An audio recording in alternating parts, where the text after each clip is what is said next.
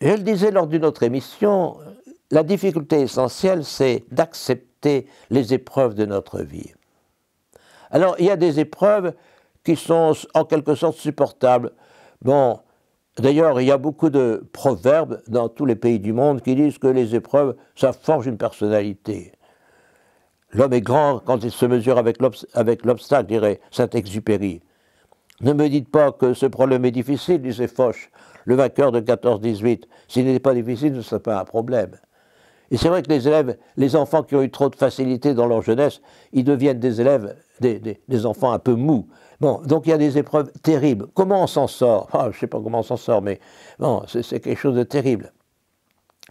Alors, le chrétien qui est soumis à des trucs comme ça, eh bien, il crie au secours. Il crie au secours. Il fait une prière. Souvent, on dit que, par exemple, dans le renouveau charismatique, on aime bien dire que la prière de louange, c'est magnifique, etc. Il y a des moments où on n'est pas capable de faire une prière de louange. La prière de supplication est aussi belle que la prière de louange. La preuve, c'est que le Fils de Dieu, dans l'Évangile, fait davantage de prières de supplication que de prières de louange. On a le droit, et Dieu, ça fait beaucoup plaisir à Dieu quand on lui dit, Seigneur, des profondeurs, je crie vers toi, fais quelque chose pour moi.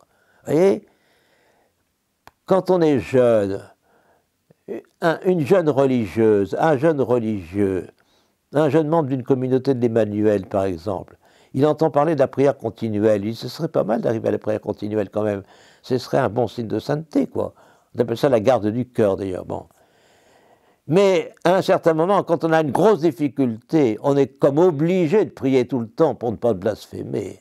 Seigneur, ou bien Sainte Marie, Mère de Dieu, c'est ce que je fais moi-même. Quand j'ai une grosse épreuve, une grosse déception, Sainte Marie, Mère de Dieu, Sainte Marie, je ne dis même pas tout le Je vous salue Marie.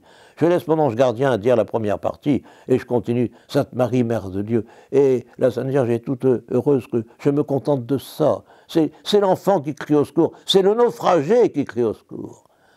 Vous voyez ? Dieu, viens à mon aide, Seigneur, viens vite à mon secours. Ce sont les pères du désert au IVe siècle qui ont inventé cette façon de commencer leur office, parce qu'ils se sont rendus compte que tout en ayant la flottation contemplative, ils n'arrivaient pas à prier.